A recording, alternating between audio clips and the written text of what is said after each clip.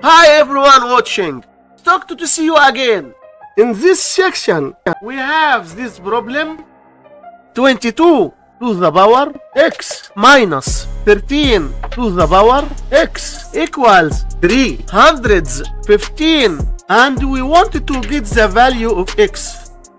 The problem might look difficult, but it becomes easier if you break down the number 315 into two numbers such as 35 times 9. Next, you are going to break down 35 into the summation of 22 plus 13 and express 9 as 22 minus 13.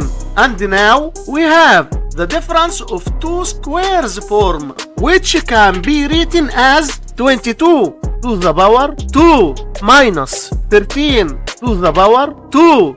By comparing both sides of the equation, it's clear that x equals 2, and this is our final answer for this problem. Hit that like button and join the channel.